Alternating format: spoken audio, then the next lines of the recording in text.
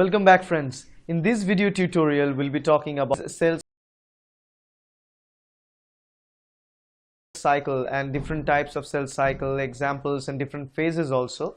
But most of the students have problems with the regulation of cell cycle or how the cell cycle is controlled.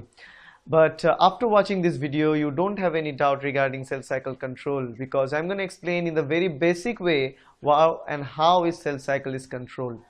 But one thing you should know about cell cycle control is that it's not that difficult task to understand. It's very easy if you look from a general point of view, because every time you want to study a particular topic, you need to ask yourselves some questions, and after learning the topic you need to also ask that what is that thing. Can you explain that thing in simple fashion? If you can, then you definitely know that topic. Now in cell cycle control, there are three different things if you need to know. Those three things, if you know, then you know the whole processes and how they interplay together to control the cell division. Now the first thing I tell you behind this cell cycle control thing is that why at all we require control in the cell cycle or cell division. And most of you know the answer. All of our body is made up with tiny unit of cells. Now those cells divisions makes us who we are, from the small child till the tall adult. All of them, those cells will divide and ultimately the organism will grow. Not for us only, for any other living organism that we are seeing. In case of plant it is true, in case of all the other type of mammals and all the other animal it is true. So cell division makes a multicellular organism big and all the complications to arise in their body. So it is important thing. But if this important thing goes wrong, in two different ways it may happen. One is that the cell division, if it started rapidly without any kind of regulation, if a cell continues to divide even though it should not divide, in that case it will produce a lot of cells which we know as a tumor. A bulk of cell will start accumulate, we call it a tumor.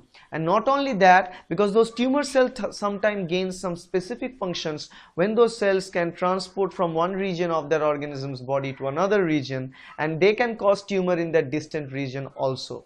So they can spread through the body and they can do tumors and formation of tumors in different places in the body, and that causes cancer, and that is dangerous.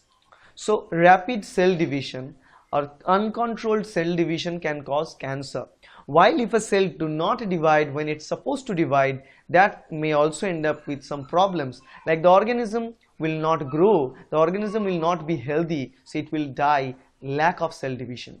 So both these things are important. Cell division is important, but it should be kept in a specific level that it should be.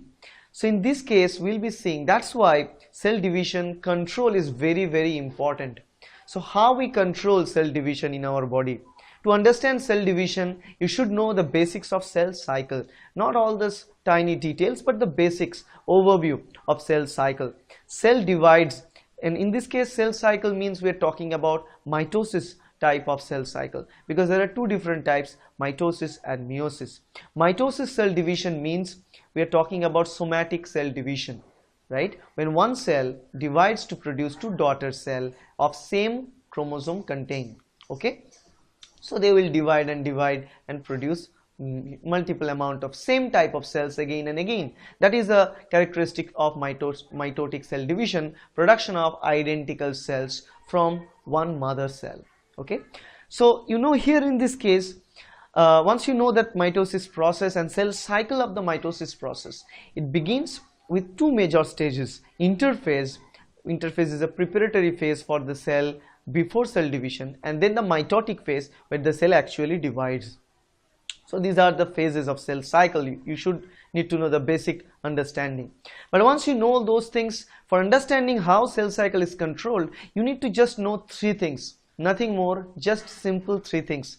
First thing is that there are two different types of signal for a cell cycle to progress or to halt, right? Two different signal. One signal is there which will tell the cell to grow and divide. The second type of signal which will halt the growth of cell, which will halt the cell division, okay? And the third thing is that time point where the cell decides whether it will divide or halt. These are the three things that you need to know. So if I list them, I can list them in this way. First is this positive signal for cell division. So this is for the cell to divide. Second is the negative signal. This is for the cell to stop the division. Third is the time point.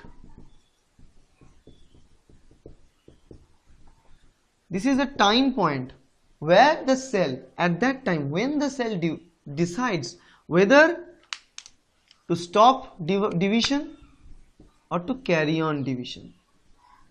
Either of these two. Only one of this, okay, not both of them. It's not possible, okay. So these are the three things you need to know, okay. So every different cell cycle arises. There are specific time points when the cell need to think the decision that whether the cell will divide or not. And for the division, they have certain type of positive signals. For stopping the division, they have a type of signals. Okay. Now the time points when the cell check whether everything is okay and whether they will prepare for cell division is called as checkpoints in cell cycle. They are known as checkpoints. So you probably heard this name before. This is known as the checkpoints or cell cycle checkpoints, right? And there are three major cell cycle checkpoints during a mitosis cell division. Three major checkpoints. Now we will be talking about this checkpoint, positive signal and negative signal separately in three consecutive videos. So this will be a series of video lectures starting from this video, and we'll talk about each of them in details in separate lectures. But in lecture, you should understand the big picture. Okay. So here three different checkpoints are maintained where the cell check everything is okay or not. If everything is okay, then the cell will decide to go and divide. And not only they will check everything is okay, but for the checking whether everything is okay, they also need some signal from outside. So there are some signaling going on, some proteins helping the cell to grow and divide, and also to check whether the checkpoint is okay or not, whether everything is okay or not inside the cell. Now those proteins, examples of such proteins are cyclins and cyclin dependent kinase. And there are some kind of phosphatase enzymes also there, but mainly cyclins and CDKs. Cyclins and cyclin dependent kinases. These are the two proteins which are mostly important for providing them the signal as positive to grow and divide during the checkpoint. Now the other type, at the time of checkpoint, let's say a cell find that DNA is damaged. So obviously a cell will not try to divide having a damaged DNA. It's just like you are a father or a daughter, okay, or you are a father or a mother. Now in that case you want to divide and you don't want your child to have the fault copy from your side, right? It's very common. So mother cell will never try to put the faulty copy of DNA to the daughter cells. So if she finds anything wrong there inside, she will stop the cell division. That is the idea here. And at that time of preventing the cell division and not continuing it, they also require certain type of signals again inside the cell, and those signal is also controlled by certain type of proteins and genes. Example are P53, one of the major genes which controls whether to go for cell division or not at the checkpoint, P21, and also there are some accessory protein like ATM, ATK and so on. Okay, there are some more examples. These are accessory, but major proteins are P53, P21. These are, we call them the guardian of cell cycle because they controls whether the cell will grow and divide or not or halt. So these are the things. So now try to assemble everything that you understand about this thing. So a cell, try to imagine as a cell.